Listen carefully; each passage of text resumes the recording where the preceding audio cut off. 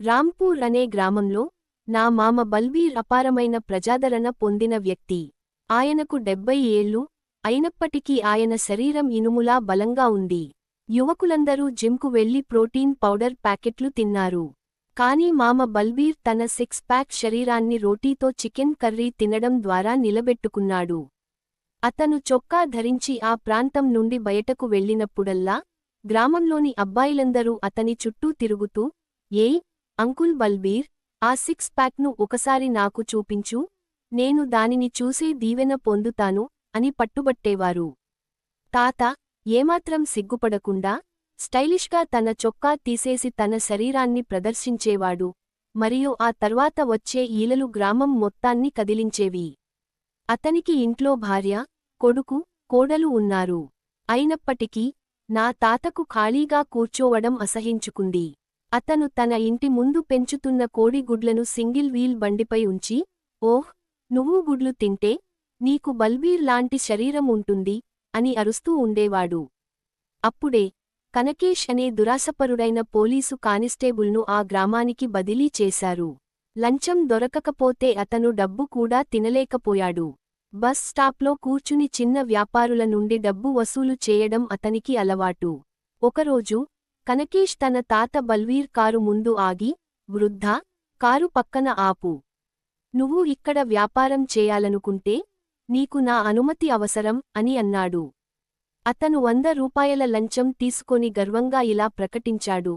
అప్పుడు తాత నవ్వుతూ, ఏయ్ కానిస్టేబుల్, ఇవి గుడ్లు, సిమెంట్ సంచులు కాదు, నువ్వు నా కష్టార్జితంలో వాటా అడుగుతున్నావా అని అన్నాడు. కనకేష్ కోపంగా, నువ్వు ఎవరు? నువ్వు వృద్ధుడివి అయినప్పటికీ నువ్వు ఇంకా నాతో తిరిగి మాట్లాడుతున్నావా అని అడిగాడు. అతను తన మీసాలను నిమురుతూ, ఊపుతూ.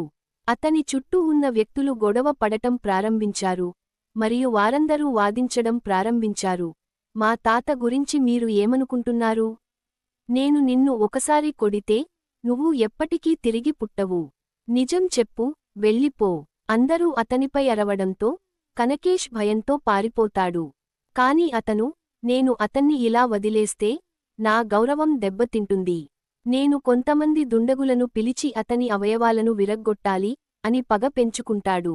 ఒక పథకం వేసుకుని అడవిలో నివసించే గబ్బర్ సింగ్ నాన్లోని గ్యాంగ్స్టర్ వద్దకు వెళ్లి, హే గబ్బర్, గ్రామంలో ఒక వృద్ధుడు దుబారా చేస్తున్నాడు. నేను అతన్ని పట్టుకుని అతని అవయవాలను విరగ్గొట్టాలనుకుంటున్నాను అని అంటాడు. అతనికి ఎంత డబ్బు అవసరమో అతను అతనికి చెబుతాడు. గబ్బర్ సింగ్ తన ముఠాతో ఏకీభవిస్తాడు. రేపు సాయంత్రం నాటికి నేను ఆ వృద్ధుడితో పూర్తి చేస్తాను అని అతను చెప్పాడు. మరుసటి రోజు సాయంత్రం గ్రామం వెలుపల నిర్జన రహదారిలో కానిస్టేబుల్ మరియు గబ్బర్ వారి మనుషులతో కలిసి బల్బీర్ దాదా కోసం వేచి ఉన్నారు. దాదా తన బండిని తోసుకుంటూ దూరంగా వస్తున్నాడు. కనకేష్ ముఖం అది చూసి వెలిగిపోతుంది. బండి దగ్గరకు వస్తుండగా, వృద్ధా, ఈరోజు నువ్వు అయిపోయావు. నీ కథను ముగించడానికి నువ్వు ఎవరిని తీసుకువచ్చావో చూడు. అది ప్రసిద్ధ గబ్బర్ సింగ్. ఈరోజు నీ చేతులు, కాళ్ళు విరిచేస్తాను, గ్యారెంటీ. బెదిరింపు స్వరంతో ఇలా అంటూ గబ్బర్ సింగ్ తన తాత వైపు చూశాడు. కాని ఒక క్షణం ఆగిన తర్వాత గబ్బర్ ముఖం మారిపోయింది. వెంటనే కత్తిని పక్కకు విసిరి తన తాతగారి పాదాలపై పడ్డాడు. బాబూజీ, బల్బేర్జీ, నువ్వేనా అని అడిగాడు. క్షమించండి, నువ్వేనా, క్షమించండి, నువ్వేనా అని అడిగాడు. నేను తప్పు చేశాను, నువ్వు ఏమి కావాలంటే అది చేయగలవు, కాని నేను నీపై నా చేతులు ఎత్తలేను అని వణుకుతూ అన్నాడు. ఇది చూసి కానిస్టేబుల్ నోరు జారుకున్నాడు. ఎందుకు, గబ్బర్ సాహిబ్, అతను ఎవరు అని అడిగాడు. అతను వృద్ధుడు అని ఆ రోజు అన్నాడు. పిచ్చివాడిలా చుట్టూ చూస్తూ గబ్బర్ కానిస్టేబుల్ వైపు తిరిగి, ఏయ్ మూర్ఖుడు, అతను వృద్ధుడు కాదు. అతను ఈ గ్రామానికి మాత్రమే కాదు, చుట్టుపక్కల ఉన్న 10 గ్రామాలకు దేవుడు. ఆ రోజు నా సోదరి వివాహానికి తగినంత డబ్బు లేకపోవడం నాకు బాధగా ఉంది. ఆయన గొప్ప వ్యక్తి, నాకు సహాయం చేయడానికి తన దగ్గర ఉన్నదంతా ఇచ్చాడు. నువ్వు అతని దగ్గర వేలు పెడితే నువ్వు బ్రతకలేవు. ఈ పోలీసుకి నువ్వు ఏం కావాలంటే అది చేసుకో అని అతను, తాతయ్య, మేము వెళ్ళిపోతున్నాం అని చెప్పి పారిపోయాడు. ఇప్పుడు కానిస్టేబుల్ ఒంటరిగా మిగిలిపోయాడు. అయినప్పటికీ అతను తన గర్వంతో తాతయ్యపై దాడి చేయడానికి వెళ్లాడు. అయితే ఏంటి, నా దగ్గర కర్ర ఉంది, మరి నువ్వు ఏమి చేయగలవు అని అతను అన్నాడు. ఒక క్షణం ఆగి స్టైలిష్గా తన చొక్కా బటన్లు విప్పి వెంటనే తన సిక్స్ ప్యాక్ బిగించాడు. సాయంత్రం ఎండలో అతని శరీరం ఇనుములా మెరిసింది. కానిస్టేబుల్ గుండె ఆగిపోయినట్లు అనిపించింది. తాతయ్య, కనకేష్, నా దగ్గర తుపాకీ లేదు. అయినప్పటికీ నేను ఈ చేతితో నిన్ను ఒకసారి గుద్దితే మీ ఎముకలు గుడ్లలాగా విరిగిపోతాయి. నీకు మళ్ళీ ఎలా పోరాడాలో తెలుసా? తాతయ్య తీవ్రమైన స్వరంతో అన్నాడు. ఆ కుదుపుతో కానిస్టేబుల్ తన కర్రను కింద పడేశాడు.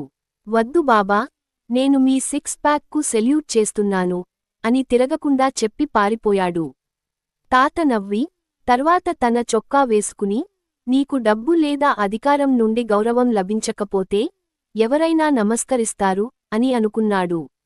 ఒక వ్యక్తి అందం వారి మంచి పనుల నుండి వస్తుంది, వారి శారీరక రూపం నుండి కాదని ఈ కథ మనకు బోధిస్తుంది. మీరు అహంకారంగా ప్రవర్తిస్తే, అవతలి వ్యక్తి బలహీనుడని భావిస్తే, మీరు త్వరలోనే గుణపాఠం నేర్చుకుంటారు. మంచితనం నిజంగా బలం.